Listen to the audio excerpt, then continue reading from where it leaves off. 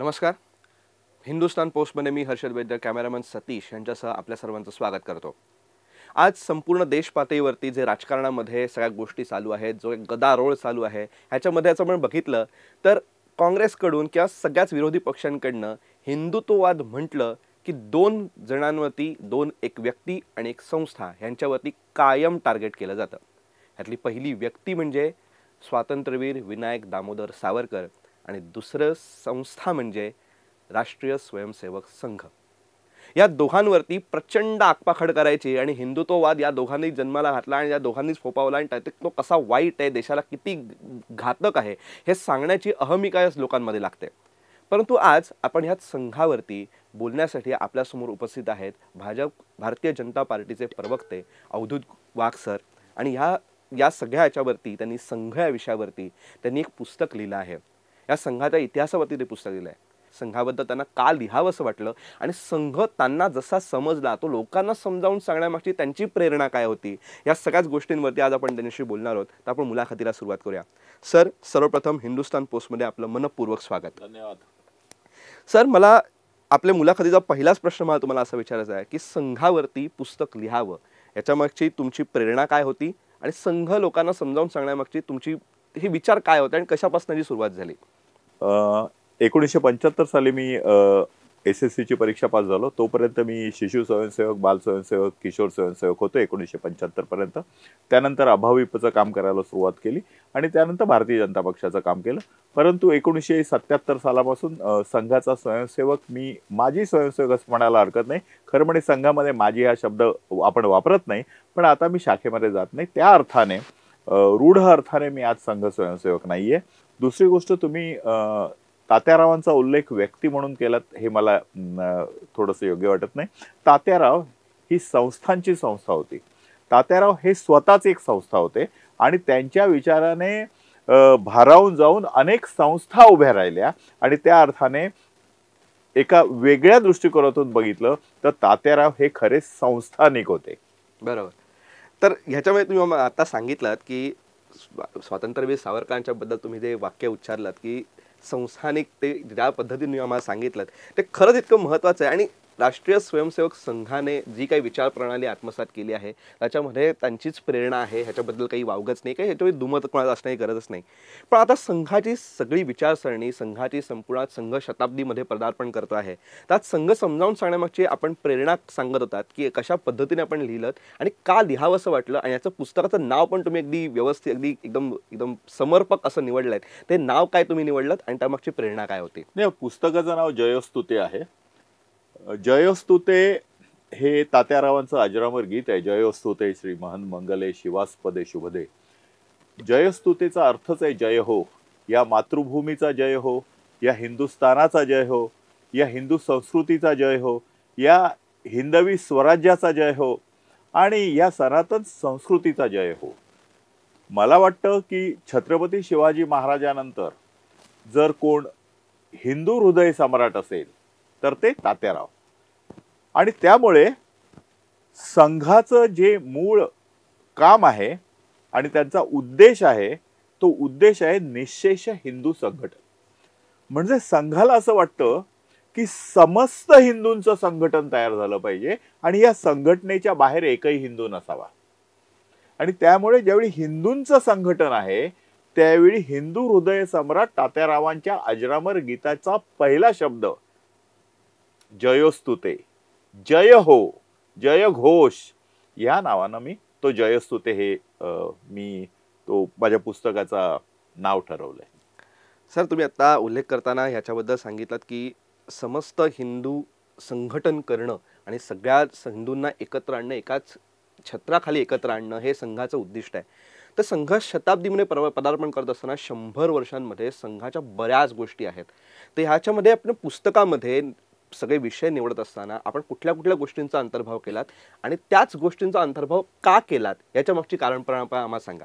नाही, मुख्य म्हणजे हे पुस्तक मी काही लेखक नाहीये, मी काही कवी नाहीये, मी काही इतिहासकार नाहीये. आणि भगव्या ध्वजाच्या कृपेने, चिंतनाने जे काही मला वाटलं, जेवढा काही मला माझ्या वयाच्या 15व्या वर्षापर्यंत मी संघामध्ये जायचो त्यावेळी जो मला संघ कळला, त्या माझ्या कळण्यावर, माझ्या स्वतःच्या चिंतनावर, मननावर मी हे सगळं लिहिलेलं आहे. कितपत लोकांना भावेल मला माहीत नाही, काहींना आवडेल, काहींना आवडणारही नाही, परंतु मला जे वाटतं ते मी हे लिहिलेलं आहे. पहिली गोष्ट म्हणजे की 1925 साली संघ स्थापन झाला. तो संघ का बरं स्थापन झाला?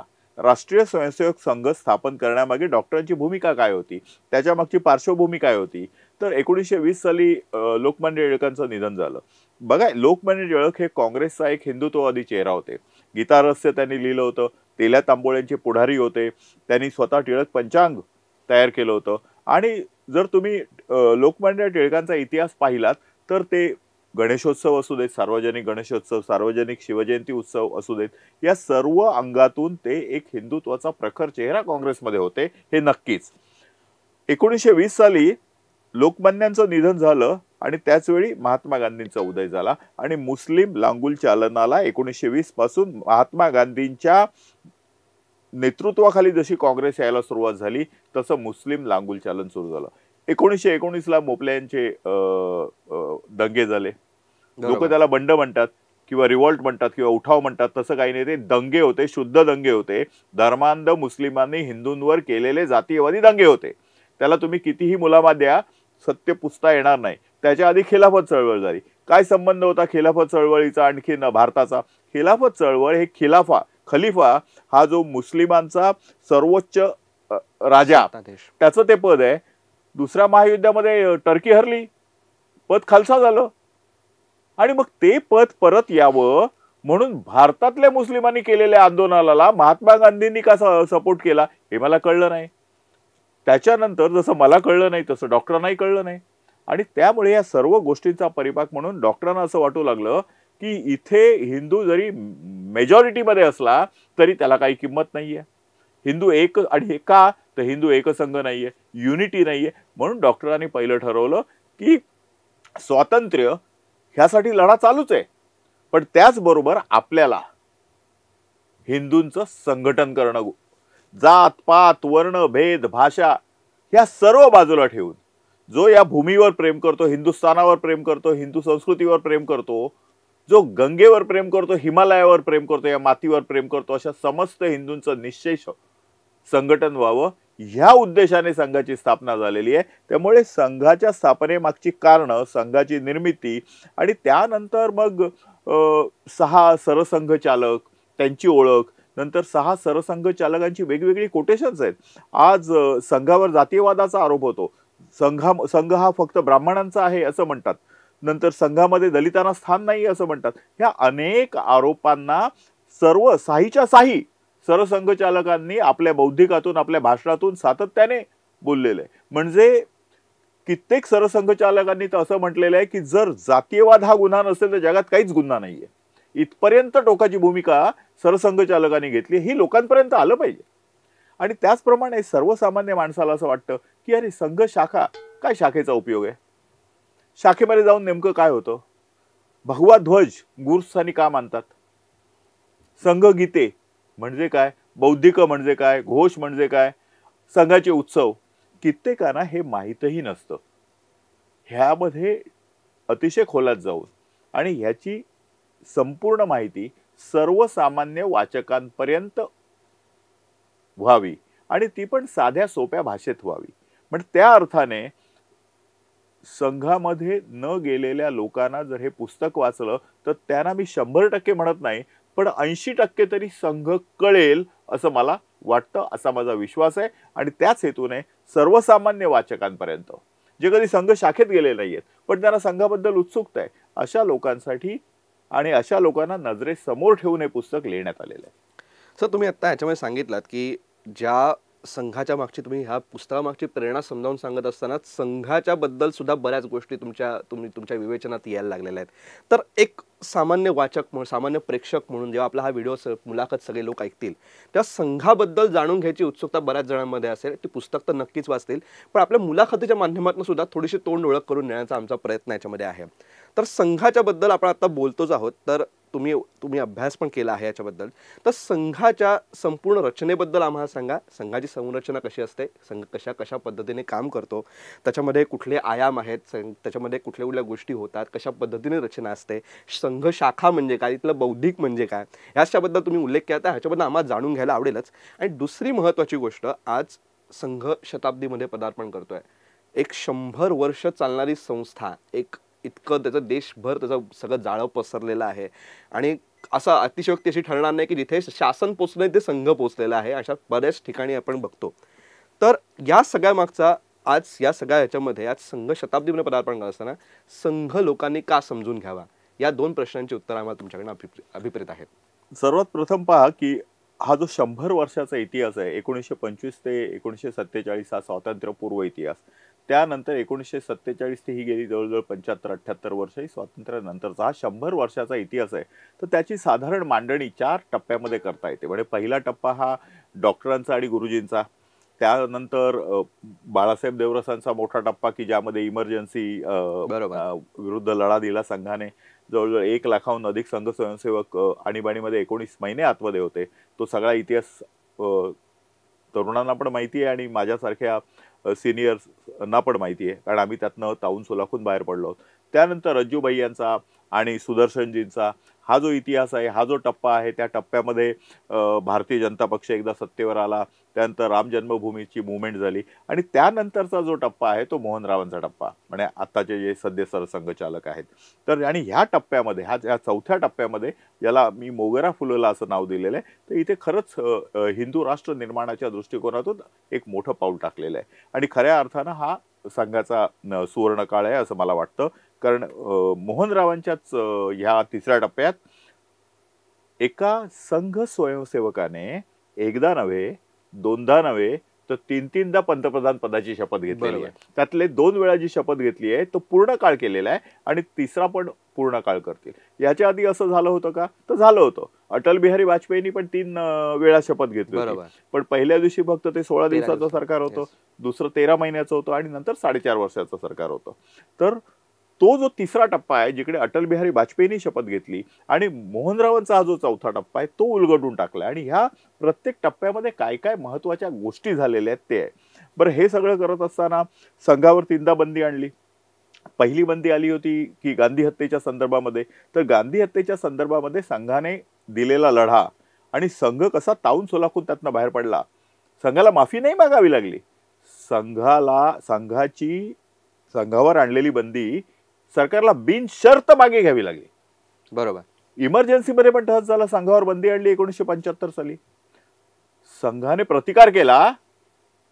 इंदिरा गांधींच्या सरकारला हटवण्यासाठी जी काही ताकद लागली त्यातली 80% ताकद ही संघाची होती. 1,30,000 लोक आतमध्ये होते, त्यातले 1 लाख संघ स्वयंसेवक होते. स्वतः सरसंघचालक आतमध्ये होते.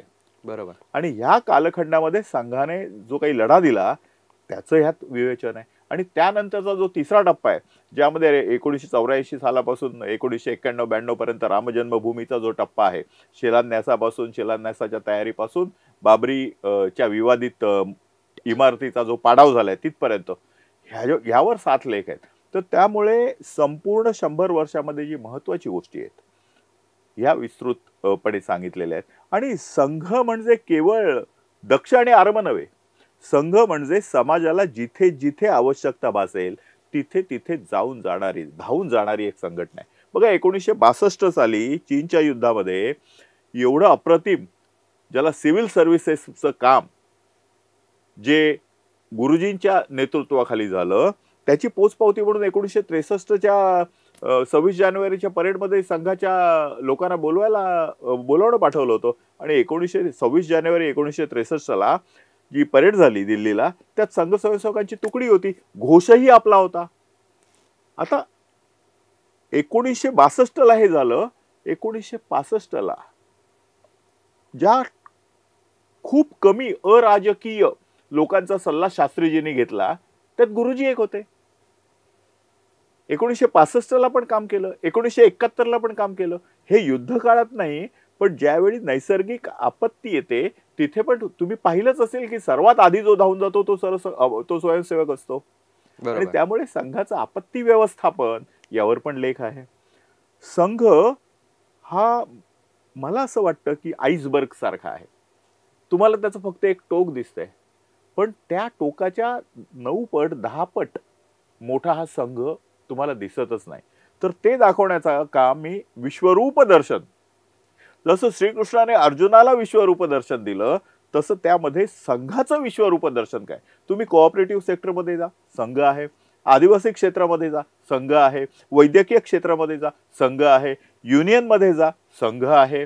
तुम्ही मला एक संघ एक हे दाखवा, काय एरिया दाखवा जिकडे संघ नाहीये. संघ प्रत्येक क्षेत्रामध्ये संपूर्ण ठिकाणी संघ आहे. आणि ज्यावेळी संघ आहे असं ज्यावेळी मी म्हणतो, याचा अर्थ संघाने तयार केलेले कार्यकर्ते आहेत. या सगळ्या कुठच्याही संस्था संघाच्या नाहीत बरं का. संघ अलिप्त आहे, परंतु संघामध्ये तयार झालेला एखादा कार्यकर्ता त्याला वाटतं की आपण कामगार क्षेत्रात काम करावं. दत्तोपंतांना वाटलं कामगार क्षेत्रात काम करावं आणि भारतीय मजदूर संघाची स्थापना झाली. बाळासाहेबांना वाटलं आपण विश्व हिंदू परिषदेचा म्हणजे हिंदूंसाठी करावं, विश्व हिंदू परिषदेची स्थापना झाली. बरोबर. तर अशा तऱ्हेने काही महिलांना वाटलं की जसा पुरुषांसाठी संघ आहे तसा स्त्रियांसाठी हवा. राष्ट्रसेविका मावशीबाईंनी राष्ट्रसेविका समिती स्थापन केली. तर ह्या संघ स्वयंसेवक म्हणजे बघा, संघ म्हणजे ही माणूस घडवायची फॅक्टरी आहे.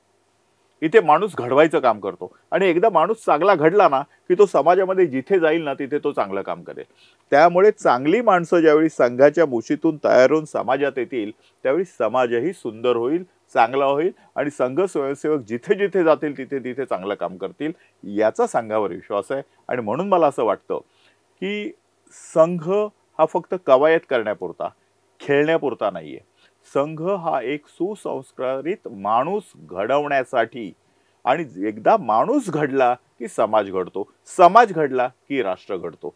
तर त्याच्यामुळे राष्ट्र घडविण्याचा जो पहिला सर्वात महत्वाचा एक माइलस्टोन आहे तो माणूस घडवण्याचा आहे. ते काम संघ करतो. तर तुमचं हे शेवटचं वाक्य अतिशय महत्त्वाचं आहे की माणूस घडवण्याचं काम संघ करतो. तर अशी बरीच उदाहरणं आपल्या समोर आहेत आणि त्याची नावं घेत बसतात. आता आपला संध्याकाळ उजाडेल किंवा संपूर्ण वर्ष जाईल असं कदाचित. यामध्ये असं पण नाहीये, तुम्हाला कित्येक नावं आढळणारच नाहीयेत. संघाचं वैशिष्ट्य हेच आहे की प्रसिद्धी परांगमुख, नाही चिरा नाही पणती, असे पायाचे दगड एवढे आहेत की इतिहासामध्ये तुम्हाला त्यांचं नावच मिळणार नाहीये. इमर्जन्सी मध्ये कित्येक लोक दगावलेली आहेत. कोठारी बंधूंसारखे त्यांची तरी नावं माहिती आहेत. कित्येक लोक राम जन्मभूमीच्या आंदोलनामध्ये हौतात्म्य प्राप्त झालेलं आहे. कित्येक संघ स्वयंसेवकांनी आपल्या घरादारावर अगदी निखारे ठेवून संघाचं काम केलंय. त्यांना कुठेही अपेक्षा नव्हती. संघाकडे ही पद्धतच नाहीये की नाव पुढे करायचं. संघ मोठा झाला पाहिजे. संघ म्हणजे राष्ट्रीय संघाच्या अर्थाने नाही म्हणत आहे, संघ म्हणजे team. It's a team work. Team जिंकली की आपण जिंकलो. मग तिकडे ज्याप्रमाणे श्रीकृष्णाने आपल्या करंगळीवर गोवर्धन उचलला त्याप्रमाणे हा भगवा ध्वज हे काम करतो आहे. आम्ही फक्त एक बोट वर लावण्याचं काम करतो आहोत. हा जो पर्वत आहे ना तो भगवा ध्वज उचलतोय. हे हिंदू संस्कृती, सनातन संस्कृती, राम श्रीकृष्ण यांचं जे काही पुण्याई आहे त्याने हा हिंदू धर्म तरलेला आहे. आपलं काम त्याच्या खाली उभं राहून त्याच्यावर श्रद्धा ठेवून, भगव्या ध्वजावर श्रद्धा ठेवून पूर्णपणे या मार्गाने पुढे जायचं. आणि संघच ह्या देशामध्ये हिंदू संस्कृती, हिंदू विचार, सनातन संस्कृती आणि आपली पौरात्य संस्कृती हीच निर्धोकपणे टिकवू शकणारी एकमेव संस्था म्हणजे राष्ट्रीय स्वयंसेवक संघ. सर, इतकं छान ऐकत राहावं असं वाटणार आहे. इतकं तुम्ही जे बोलताय संघाबद्दल इतकं खरंच इतकं विस्तृतपणे सांगण्यासाठी खरंच असं कोणी मिळत नाहीत. कारण संघ तुम्ही म्हटलात तसं संघ प्रसिद्धी परांमुख आहे. संघाबद्दल बोलणारे लोकही फार कमी मिळतात. तर आपल्या मुलाखतीच्या शेवटी येत असताना तुम्ही या संपूर्ण जे चिंतन तुम्ही जे केलं आहे, तुमचं सगळं जे लिखाण आहे ते तुम्ही आता आपल्या काळाच्या बरोबर बदलत जात. आता काळाची जी सगळी नवीन आयुधं आहेत त्यांचाही वापर केलेला आहे. तुम्ही ब्लॉग्स लिहिले आहेत, तुम्ही यूट्यूब चॅनल सुरू केलेलं आहेत, तुम्ही त्याच्यामध्ये वेगवेगळ्या भाषांमध्ये फक्त मराठीच नाही तर हिंदी इंग्रजीचा पण समावेश केला आहे. तर ह्याच्या मागची प्रेरणा काय आणि कशा पद्धतीने तुम्ही लोकांपर्यंत सगळं पोहोचवत आहात? हे मुख्य म्हणजे मी आधी सांगितलं मी काय लेखक नाही, त्यामुळे हे जे पुस्तक प्रकाशित होते त्याचे काही कॉपीराईट्स मी घेतले नाहीत. कोणीही कॉपी करावं आणि आपल्या नावाने जरी लेख लिहिले तरी माझं काही हरकत नाही. मुख्य उद्देश आहे विचार सगळीकडे जाणं. ते कोणाच्या तर्फे जातात ह्याला काहीही महत्त्व नाहीये. मी एक इदम न मम ही माझी भूमिका आहे. माझं काहीच नाही. सगळं जे आहे श्री कृष्णार्पणमस्तु. त्यामुळे जे काही आहे ते लोकांसाठी आहे. आता हे लोकांपर्यंत पोहोचवण्यासाठी जी काही आज माझ्याकडे जे फेसबुक आहे, ट्विटर आहे, ब्लॉग्स आहेत, इंस्टाग्राम आहे, त्यातनं हे सगळे लेख प्रकाशित मी करतो. ब्लॉग्समधनं करतो. मी माझे ब्लॉग्स आहेत, त्या ब्लॉग्सवर सर्व लेख आहेत. आणि आज तुम्हाला गमतीचा भाग म्हणजे त्या ब्लॉगमध्येच गुगलचं ट्रान्सलेशन असतं. त्यामुळे त्या ब्लॉगमध्ये जर तुम्ही गेलात आणि गुजराती घातलं तर संपूर्ण लेख गुजरातीमध्ये पण तुम्हाला मिळतो. तर त्याच्यामुळे जवळजवळ तुम्ही हिब्रू म्हणा किंवा अरबी म्हणा, सर्व भाषांमध्ये हे लेख अवेलेबल आहेत, थँक्स आजकाल इन्फॉर्मेशन टेक्नॉलॉजीला. पण त्याचबरोबर माझ्या असं लक्षात आलं की कित्येक जणांना एवढा वेळ नसतो वाचायला. तर त्यांच्यासाठी ऑडिओ व्हिज्युअल स्वरूपामध्ये सुद्धा अवधूत चिंतन नावाचं चॅनेल आहे. त्यामध्ये माझे सगळे मराठीतले लेख प्रसिद्ध जवळजवळ झालेले आहेत. 20-25 लेख झालेत. आठवड्यातनं 2 आणि 3 या प्रकारे ते येतात. ते सर्व हिंदीमध्ये, ते सर्व इंग्रजीमध्ये सुद्धा ऑडिओ व्हिज्युअल स्वरूपात आहेत.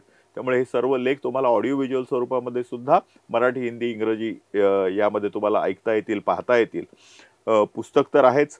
त्याचबरोबर हे सर्व लेख जवळ त्यातले 26 लेख आता हिंदीमध्ये एका वर्तमानपत्रामध्ये प्रसिद्ध होतात आहेत क्रमशः. अजून 3-4 महिन्यामध्ये ते संपतील. आणि जसं तुम्हाला मी सांगितलं की ऑडिओ व्हिज्युअल्स आहे, ब्लॉग्स आहेत, फेसबुक आहे, ट्विटर आहे, इंस्टाग्राम आहे. या सर्व माध्यमातून जेवढं होता येईल तेवढं करतोय. या आधीच या सर्व लेखांना मुंबई चौफेरमध्ये प्रफुल्ल फडके जे संपादक आहेत त्यांच्या सहकार्याने पूर्वप्रसिद्धी मिळालेली आहे. आणि हिंदीमध्ये 2 बजे दोपहर या वर्तमानपत्रामध्ये सातत्याने ही मालिका जयोस्तुते या नावानेच येते आहे. जयोस्तुते म्हणजेच तात्यारावांचे शब्द आणि त्यांचे शब्द म्हणजे आमच्यासाठी अंतिम शब्द. सर, तुम्ही हे जे वाक्य शेवटचं म्हटलात की जे जयोस्तुते हे जे सगळं आहे आणि त्याच्यातनं इतक्या त्या राष्ट्रासाठी सगळं सर्वस्व समर्पणाचीच भावना, बरोबर. आणि त्या शब्दातनच ती भावना व्यक्ती होते आणि ती सगळ्यांपर्यंत तात्याराव म्हणाले ना की देवाकडे पोहोचायच्या आधी देह आणि देवाच्या मध्ये देश लागतो. तर ह्या देशासाठीच आपण आहोत. बरोबर.